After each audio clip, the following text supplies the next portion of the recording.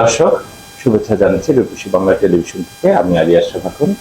আর আজকে অতিথি হিসেবে আমার সাথে রয়েছেন কবি, লেখক এবং সাংবাদিক মোহাম্মদ মোশাররফ হোসেন আলমগীর, যিনি ধর্ম বিষয়ক সম্পাদক, বাংলাদেশ কৃষক লীগ।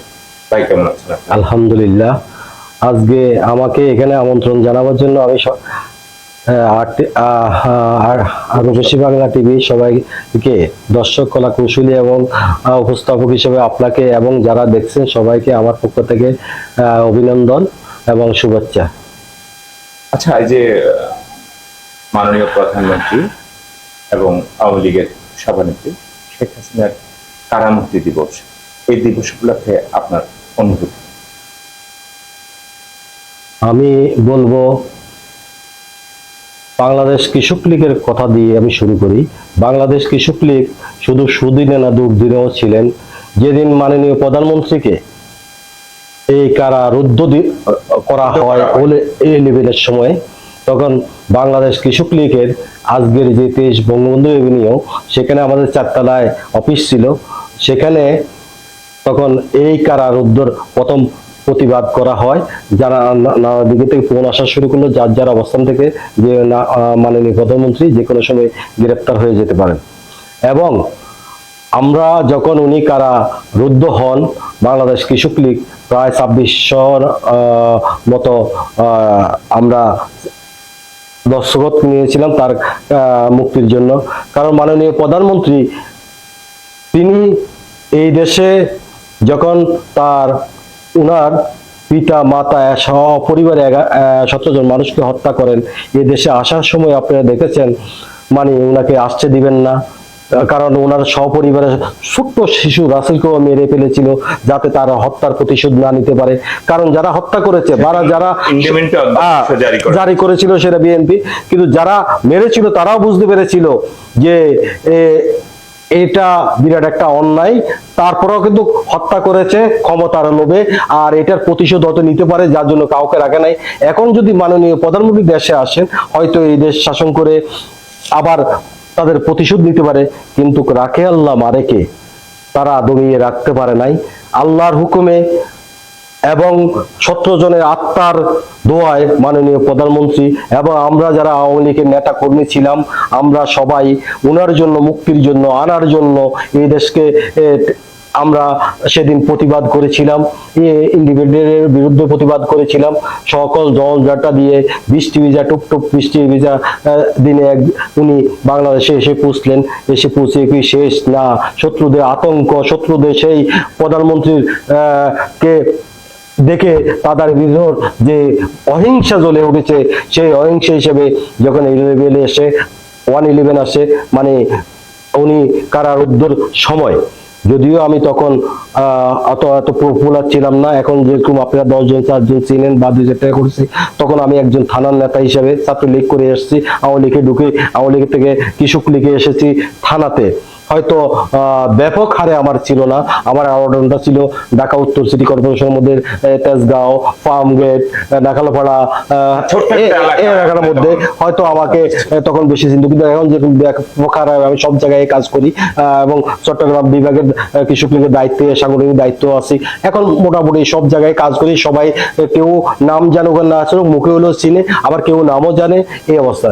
সেদিন মাননীয় প্রধানমন্ত্রী যখন কারারুদ্ধ হন, তখন এখানে ছিলেন আমাদের এই থানার মধ্যে, তখন একটাই থানা ছিল, তখন এখানে প্রধান ছিলেন আমাদের সবার প্রিয় নেত্রী, আজ নেই, আল্লাহ উনাকে বেহেশতে নসিব করক, অ্যাডভোকেট সাহারা খাতুন, আওয়ামী লীগের কেন্দ্রীয় প্রেসিডিয়াম সদস্য।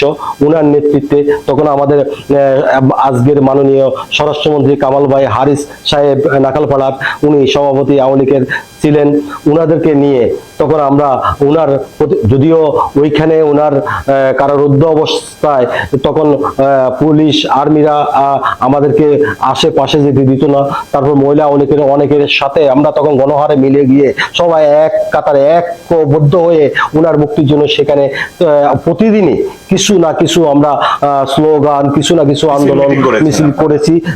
এবং সাহারা খাতুনের নেতৃত্বে আমরা এই ফার্মগেট কর্মীলতা বাজার থেকে মিছিল নিয়ে এই মিছিলে এখন আজকে আমাদের অনেক বড় বড় নেতা হয়ে গেছেন, হয়তো আওয়ামী লীগেরও বলার দরকার নাই, তারাও ছিল, আমরাও ছিল, হয়তো আমরা পিছনে থাকতাম। এই নিয়ে আমরা প্রধানমন্ত্রী, আপনার মনে আছে হ্যাঁ, সংসদ ভবনের সেই ভবনের হ্যাঁ ওই সময়ে সারা খাতুন, আজকের বিচারপতি মহোদয় জাহাঙ্গীর হোসেন, উনাদের হাতে থেকে মিছিল দিয়ে যে আসছে, যেদিন আপনারা দেখছেন ফার্মগেটে পুলিশের নির্যাতনের শিকার হয়েছিল আমাদের মতিয়া চৌধুরী, অগ্নিকন্যা, আমরা সেই মিছিলে মিটিং এ সর্বক্ষণে ছিলাম। তবে আমার সৌভাগ্য হয়েছিল, আমি পুরা কার মাধ্যমে বা না বলে এমনি বলছি, নেত্রীকে আমার দেখার সৌভাগ্য হয়েছিল, যে কারারুদ্ধ করে সংসদে উনাকে একটা গন্ডির মধ্যে পুলিশ দিয়ে ব্যারিকেড দিয়ে মানে অবরুদ্ধ করে রেখেছিল।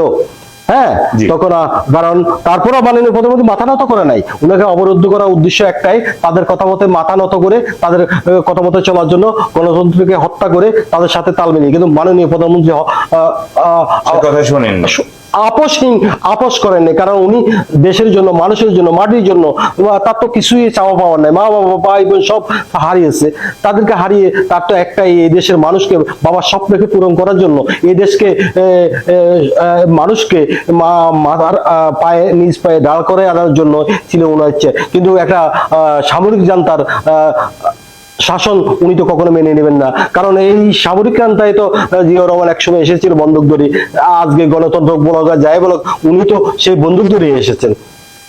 আমাদের মাননীয় প্রধানমন্ত্রীকে আমার দেখার সৌভাগ্য হয়েছিল, উনি, আমি যখন ভিতরে গেলাম আমার সাথে একজন ছিল, উনি পাখিকে এরকম খাবার দিচ্ছে, দেখার পরে ওই লোকের ধরে নাম ধরে চিৎকার করলো, আমি ওনার নামটা মানে প্রচার করলাম না। হ্যাঁ, পরে প্রধানমন্ত্রী জিজ্ঞেস করলে একে, বললো যে আমার ভাই। উনি এক প্লেটের দিকে মতো আমার দিকে তাকিয়েছিল, হয়তো আমার সেদিন কারো দুর্দিনে উনি পাশে যারা যায় বা দাঁড়ায় উনি তাদেরকে ভুলেন না। তো আমরা প্রতিদিন কিছু না কিছু অবস্থান থেকে আমরা করেছিলাম,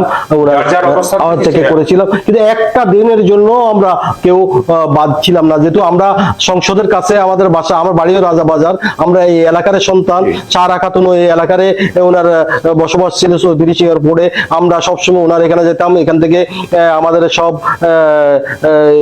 প্রোগ্রামের অনেক ইয়েটা, এখানে আরো অনেক নেতা আছে, আমি নাম বলতে পারি কিন্তু আমি সবার নাম এখন বলতেছি না, যুবলীগের আছিল, স্বেচ্ছাসেবকের লেগেছিল, আমরা সবাই সেদিন ঝাঁপিয়ে পড়েছিলাম, ঝাঁপিয়ে পড়ে ওনার মুক্তির জন্য। লাস্টে এক সময় তারা বাধ্য হয়েছে এই মাননীয় প্রধানমন্ত্রীকে মুক্ত করার জন্য।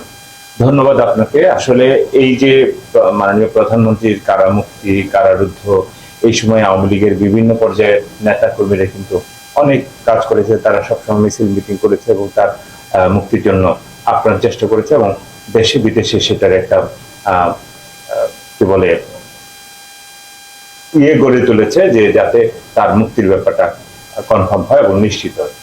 আজকে এই যে আপনার সাথে আমরা কথা বললাম, কথা বলে জানলাম যে আসলে এই কারামুক্তি দিবস উপলক্ষে আপনার যে অনুভূতি, এবং আজকে আমাদের দর্শকরা আপনার সাথে সেই বিষয়টা শেয়ার করলেন, ভালো লাগলো। ধন্যবাদ আপনাকে। আমি আর একটু কথা বলি, গতকালকে ওনার কারামুক্তি দিবস উপলক্ষে আমরা কৃষক লীগ দোয়া, মিলাদ এবং আলোচনা সভা করেছি। আমরা আসলে ওনার কারামুক্তি দিবস, উনি যেদিন মানে দেশের বাইরেও ছিলেন, সেদিনও আমরা হয়তো আজ ভাগ্যেরও কিছু ব্যাপার আছে, কেউ আগে গেছে কেউ পিছনে, সেটা দুঃখ নাই। আমরা প্রধানমন্ত্রী বঙ্গবন্ধুর আদর্শের সৈনিক, মাননীয় প্রধানমন্ত্রীর প্রেরণা উৎসাহিত, এবং মাননীয় প্রধানমন্ত্রী যেভাবে আজ এই দেশে উন্নয়ন ধারা অব্যাহত রেখেছেন, আমরা আজ চারদিকে হয়তো ষড়যন্ত্র শুরু হয়ে গেছে, এ দেশে যুগ যুগ হয়ে আসছে, আমাদের স্বাধীনতার পর থেকে যারা এই দেশে ভালো করেছে, দেশ বিদেশি ষড়যন্ত্র থেকে আমাদেরকে, কারণ এখানে হলো যে হাত পাতো ভিক্ষা দেবো, নিজ পায়ে দাঁড়াবো তা চায় না, হুজুর হুজুর করো। তো আজকেও আমাদের আমি ওইদিকে গেলাম না, ষড়যন্ত্রের অংশ চলছে। আমরা আশা করব এই দেশটা 30 লক্ষ শহীদের, 2 লক্ষ মা-বোনের এই ইজ্জতের উপরে পেয়েছি, এই দেশটা শান্তি বজায় থাকুক। আমরা তুমি কে আমি কে, বাঙালি বাঙালি। আমরা সবাই যারা বাংলার বাঙালি, আমরা কাঁধে কাঁধে মিলে শান্তি, নিজের মধ্যে বিভেদ থাকতে পারে, নিজের মধ্যে প্রতিযোগিতা থাকতে পারে, তাই আমরা প্রতিযোগিতা যেন প্রতিহিংসার রূপ না নেয়, হত্যা জঘন্য এইটার থেকে আজকে অধিকারের জন্য আমাদের আইন আছে, বিচার আছে, আমাদের অনেকটা আছে। আমরা ভাইয়ের গোস্ত খেয়ে অধিকার আদায় করা, এটার পক্ষে আমি নেই। আমি চাই আজকে এখানে দর্শক সবাইকে বলি, আমরা আসুন, আমরা সবাই শান্তির পথে থাকি, দেশকে গড়ার কাজে থাকি, যেটা আমাদের সুস্থ রাজনীতি।